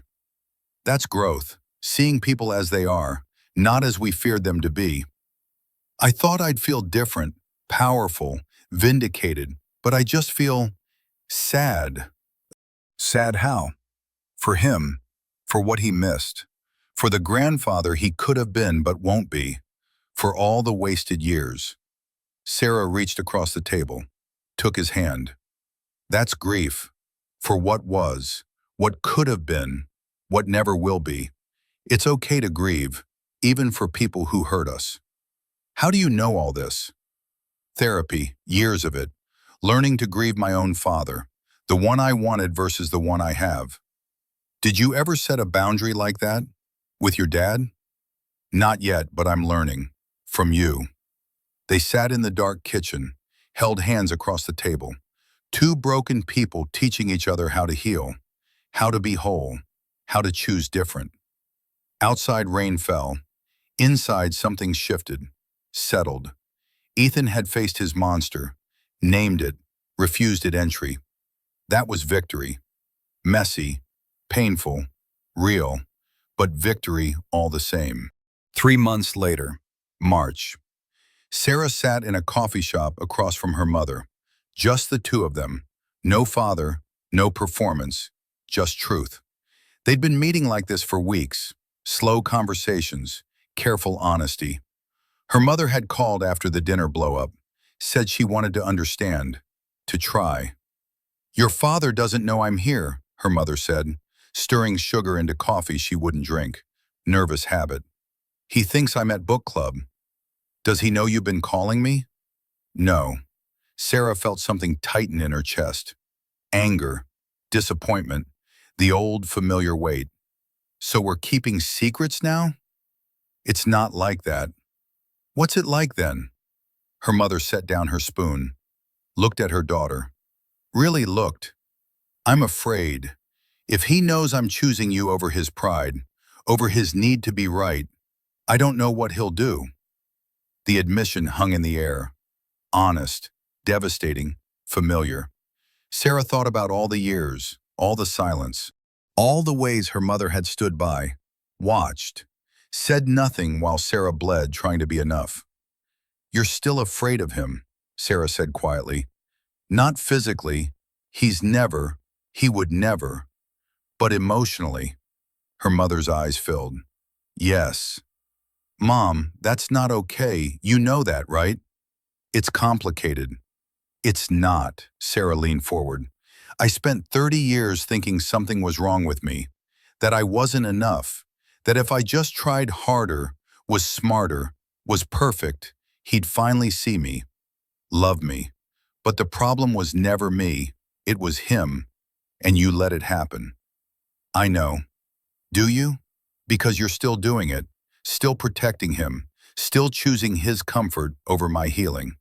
Her mother's face crumpled. I don't know how to be different. I've been his wife for 40 years. This is all I know. Then learn something new, like I did, like I'm doing, every day, even when it's terrifying. How? Sarah thought about Ethan, about the way he showed up, failed, tried again, about Lily's small hands holding tight, about choosing love over fear. Every single day. You start small, Sarah said. You tell him the truth, that you've been seeing me, that I matter, that my feelings matter. And when he gets angry, because he will, you hold your ground. You choose me anyway. What if he leaves? What if he doesn't? What if standing up to him is what finally makes him see you, see me, see what he's been missing? Her mother sat with this, turned it over, examined it from angles she'd been avoiding for decades. I'm so proud of you, she said finally, of who you've become, what you're doing, your work, your life. That man you told me about, Ethan, the way your face lights up when you say his name. I'm proud, and I'm sorry I never said it before. Sarah felt tears on her face. I needed to hear that, for so long. I know, I'm sorry. Sorry isn't enough. I need you to do something, to change something, to choose different. I'll try. When? Soon. That's not good enough. Her mother flinched, but didn't look away. Next Sunday, dinner, I'll tell him that I've been seeing you, that I support your choices, that he needs to accept you as you are, or lose us both. You mean that? I think so. I'm terrified, but yes, I mean it. Sarah reached across the table, took her mother's hands, fragile, trembling, brave in a way she'd never been before. Thank you, Sarah whispered. They sat in the coffee shop, two women learning to be honest, to be brave, to break cycles of their own. It wasn't perfect, it wasn't fixed, but it was a start. And sometimes a start was everything. Ethan and Lily sat at the kitchen table. Saturday morning, pancakes, chocolate chips, their ritual. Daddy, Lily said, syrup on her chin. Can I ask you something? Always, sweetheart. Are you going to marry Miss Sarah? Ethan's fork froze halfway to his mouth. He set it down, carefully. That's a big question. But are you? I don't know, maybe, someday. Why? Lily shrugged, poked at her pancakes. Emma's mom got married again. She has a stepdad now. Emma doesn't like him. He's mean to her mom. Ethan's chest went tight. Miss Sarah isn't mean. You know that, right? I know, but what if she changes? What if she gets mean later? Come here. Lily climbed into his lap, small and warm and worried. Ethan held her, felt her heart beating against his chest. The trust there, the fear. Listen to me, he said quietly. I can't promise Miss Sarah will never change. People do change, but I can promise I'll always protect you, always keep you safe. If anyone, Miss Sarah or anyone else, ever makes you feel unsafe, you tell me, and I'll handle it, okay? Promise? Promise, with my whole heart. Lily relaxed against him. Okay, I like Miss Sarah. I just wanted to make sure. I like her too, a lot. And I think, I think maybe someday we'll be a family, all three of us, if that's okay with you. Can I be the flower girl? Ethan laughed, wet and thick. If we ever get married, you can be whatever you want. I want to be a dinosaur. A flower girl dinosaur? Yeah, with a purple dress and dinosaur shoes. Deal. They finished breakfast, cleaned up together. Lily went to watch cartoons. Ethan pulled out his phone, stared at Sarah's contact, typed and deleted 3 messages before settling on. Lily asked if I'm going to marry you. Sarah's response came fast. What did you tell her? Ethan, that maybe someday. Sarah, and she's okay with that? Ethan, she wants to be a flower girl dinosaur. Sarah, that's weirdly adorable. I know. Look, I'm not proposing over text, but would you say yes if I asked? Someday? The dots appeared and disappeared 4 times. His heart hammered. Maybe it was too soon, too much, too real. Finally, yeah, I think I would. Ethan's breath caught. He typed, good, because I think I'm going to ask. Someday. Sarah, I'll be ready. Someday. He put his phone down, looked around his kitchen, the house he'd built, the life he'd created, the daughter who was safe and loved and thriving, the woman who saw him, all of him, and chose him anyway. This was what breaking the cycle looked like. Not perfection, not the absence of fear, but love. Chosen every day, practiced, real. He went to find Lily, sat with her on the couch, watched dinosaurs eat plants and stomp around. Small moments, simple moments, the kind of moments his father had never given him, the kind he gave his daughter every single day. Outside, spring rain fell. Inside, they were warm, safe, home. Sarah's Thursday therapy session. Patricia's office. The familiar leather chair, the box of tissues, the safety of being seen. My mother confronted my father, Sarah said. Sunday dinner. Told him she'd been meeting with me, that he needed to accept me or lose us both. How did he respond? He walked out, hasn't spoken to either of us since. It's been 4 days. Patricia nodded, made a note. How does that feel? Terrifying, freeing, devastating, all at once. Say more about devastating. Sarah looked out the window. Rain. Always rain. I wanted him to fight for me, for us, to say he's sorry, to try. But he's just gone. Silent. And part of me still thinks if I was better, smarter, more perfect, he would choose us. That's the wounded child talking. What does the adult Sarah know? That his choices aren't about me, they're about him. His pride, his inability to be vulnerable, to admit fault, to see past himself. And I can't fix that. I can't make him love me the way I need to be loved. I can only decide how much space I give him to keep hurting me. What have you decided? Sarah took a breath, felt the truth settle in her chest. I'm done. I'll always love him, but I'm done waiting for him to become someone he's not. Done performing for approval I'll never get. I'm choosing me and the people who choose me back. Like Ethan? Yeah, like Ethan. And Lily. And my mom, who's finally trying. And myself, finally. Patricia smiled. That's significant growth, Sarah. How does it feel? Like grief, like freedom, like both at the same time. That sounds exactly right. After the session, Sarah drove to Ethan's house, let herself in with the key he'd given her last month, found him in the kitchen making dinner, Lily at the table doing homework. Hey, he said, smiled, kissed her hello, natural, easy, home. Hey, she leaned into him, felt his steadiness, his warmth, his realness. You okay? Not really, but I will be. Want to talk about it? Later. Right now I just want to be here. With you, with Lily, with this. Okay.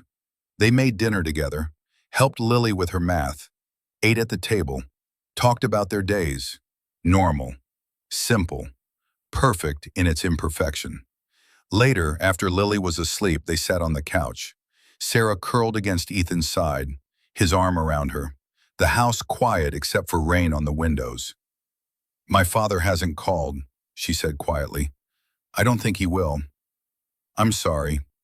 I'm not really. I spent my whole life trying to earn his love. Now I'm choosing different, choosing people who love me without conditions. Like me? Yeah, like you. Ethan kissed the top of her head.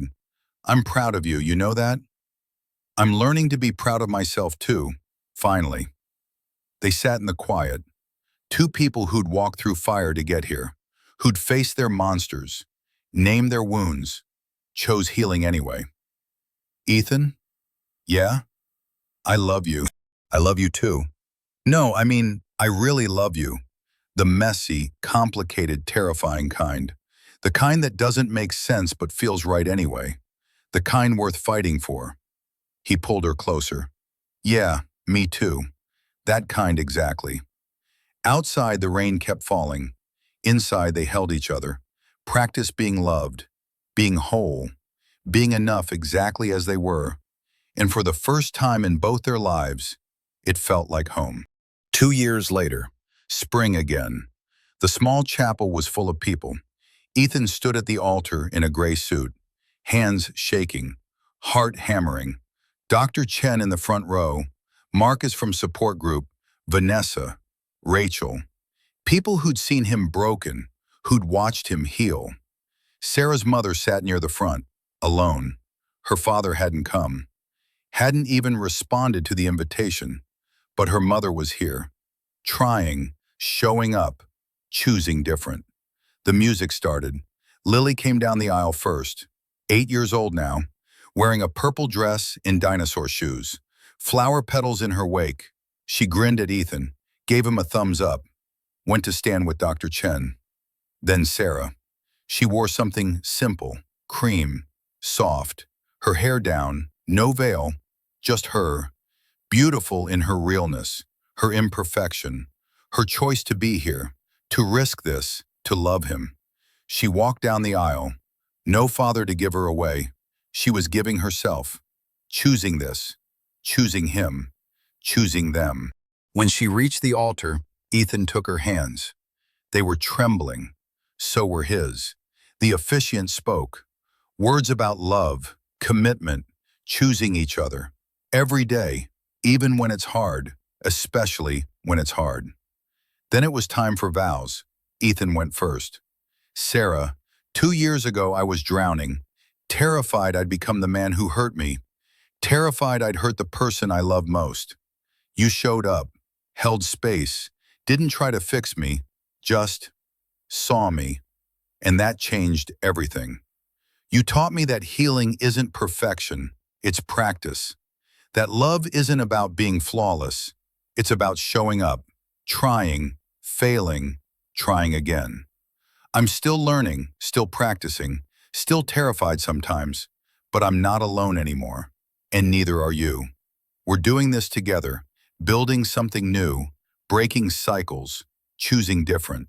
So I promise to see you every day, to hold space for your mess, your fear, your beauty, all of it, to practice being worthy of your love, to choose you, always.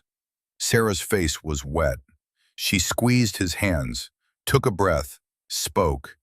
Ethan, I spent 30 years trying to be perfect, to earn love I thought I had to deserve.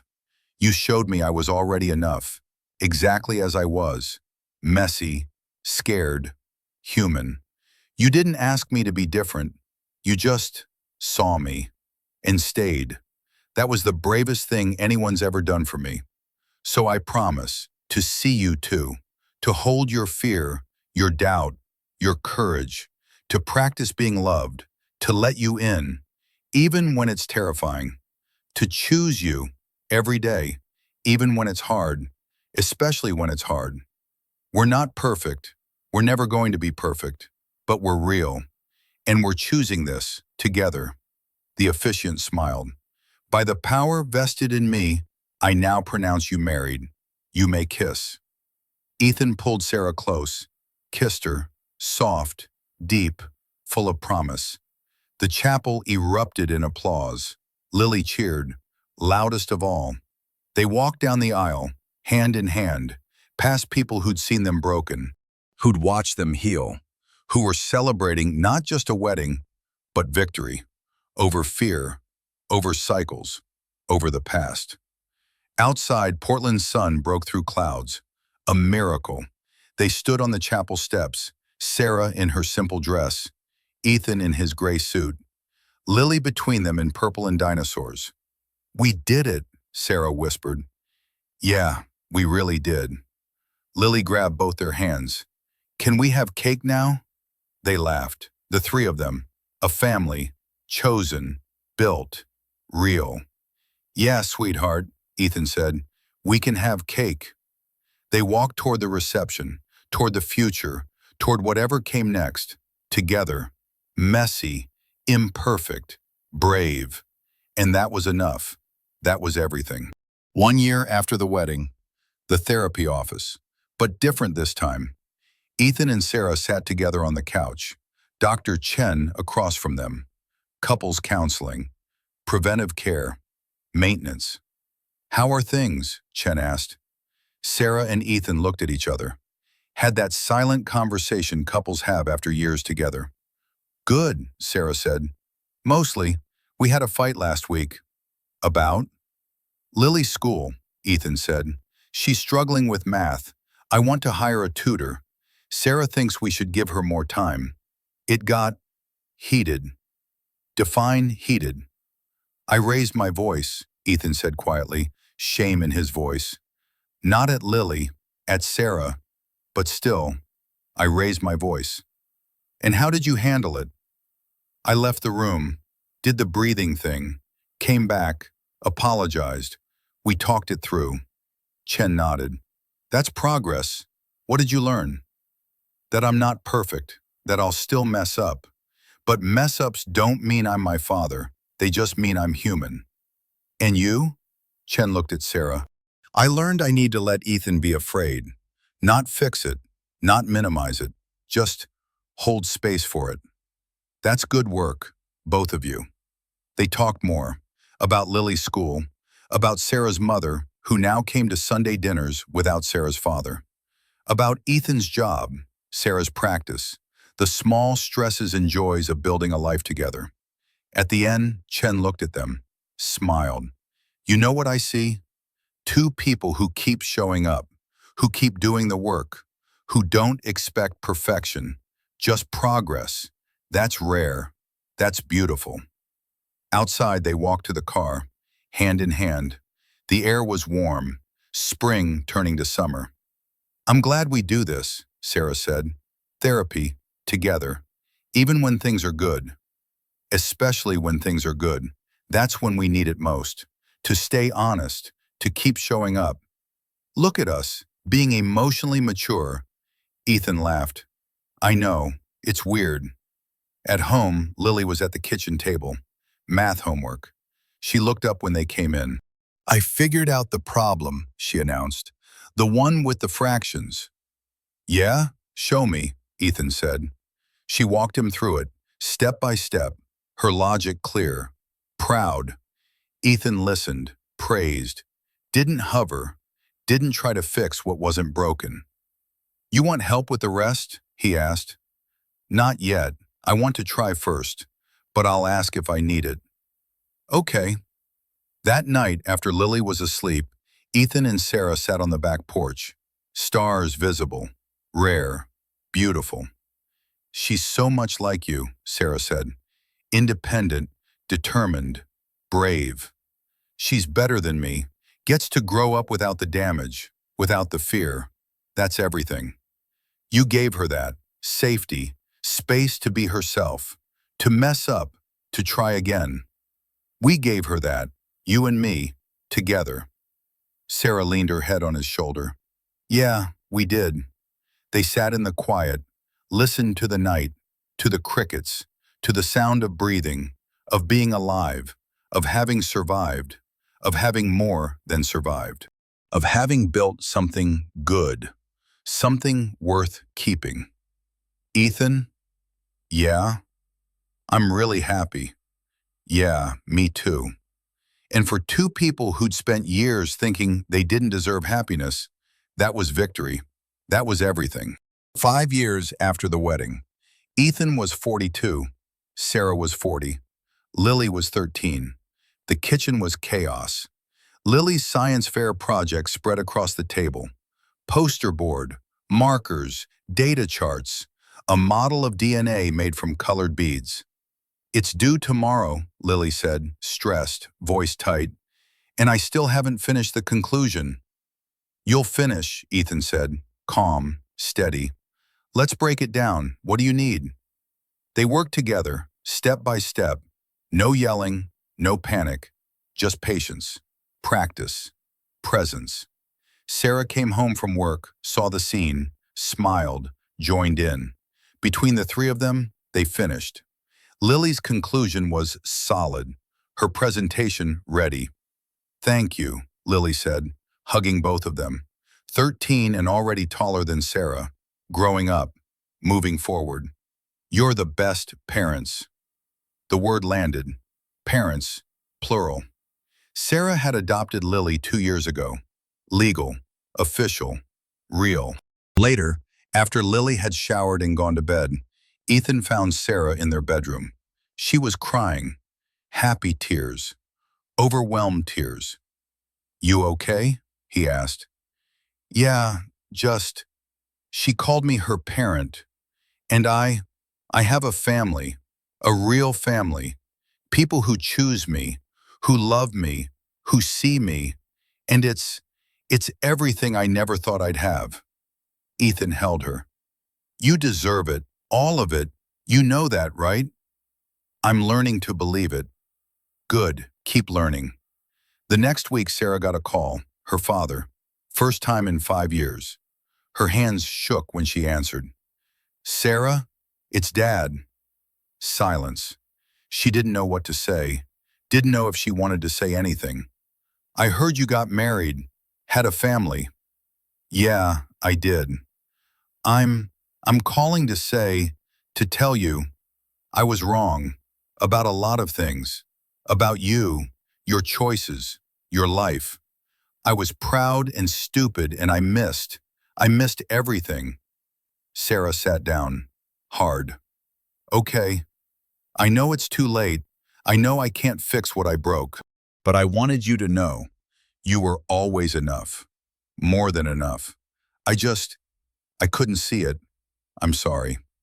Tears on her face, years of them, held back, released. Thank you for saying that. Is there a way, could we maybe try to talk, to know each other?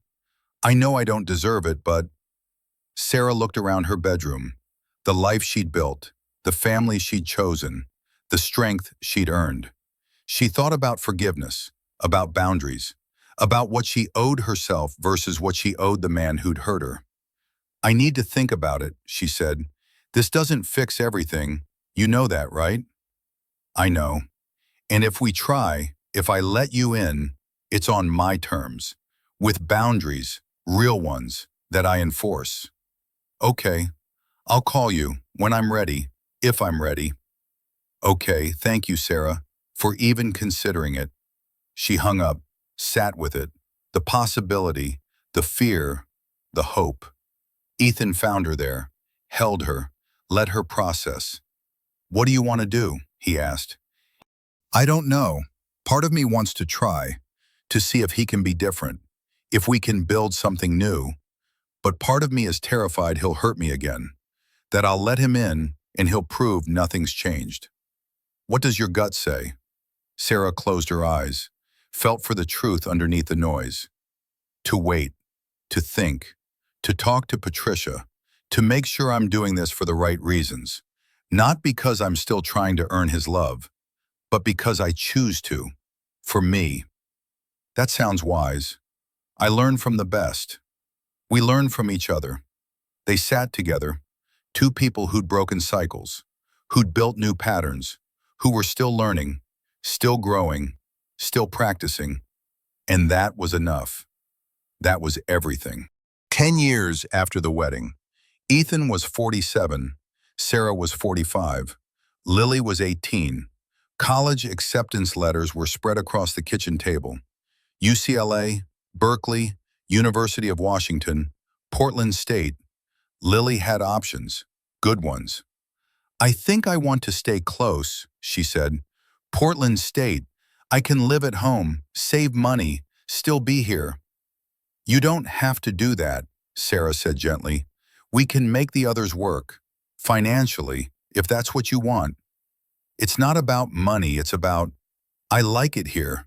I like being with you guys, and I can always transfer later if I want something different. Ethan felt something warm in his chest. Pride, gratitude, the knowledge that his daughter felt safe enough to stay, to choose home. Okay, he said, Portland State it is. That night, Ethan pulled out his old journals, the letters to Lily he'd written years ago. 13 notebooks now, years of practice, years of trying. He found the first one, read the first letter, the one he'd written the night of the custody evaluation. The fear, the hope, the desperation, barely recognizable now. He wrote one more, the last one. Dear Lily, you're 18 now, an adult, heading to college, building your own life. I'm giving you these letters because I promised I would, because I wanted you to see the journey, the struggle, the practice of becoming the father you deserved. When you read these, you'll see all the ways I wasn't perfect, all the times I was afraid, all the moments I didn't know what I was doing, and I hope you'll understand that's what breaking the cycle looks like. Not perfection, but showing up, trying, falling, getting up again.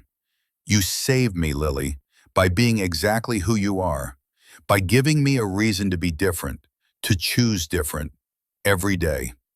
I love you, always have, always will, not because you're perfect, but because you're you. Messy, real, brave, exactly enough. Thank you for letting me be your dad, for being patient while I learned, for choosing to stay when you could leave. That means everything. Love, Dad. He closed the notebook, wrapped all 13 in brown paper, tied them with string, left them on Lily's bed with a note, "For when you're ready." The next morning, Lily came down to breakfast, eyes red, the journals in her hands. "I read them," she said, "all of them, last night." Ethan's heart stopped. "Yeah?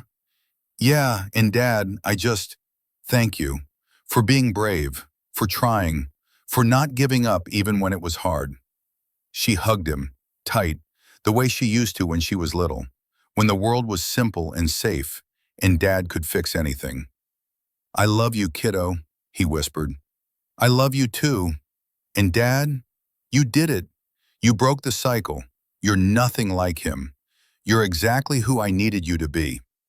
Ethan held his daughter, felt 18 years of fear finally release, 18 years of trying, of practicing, of choosing different every single day.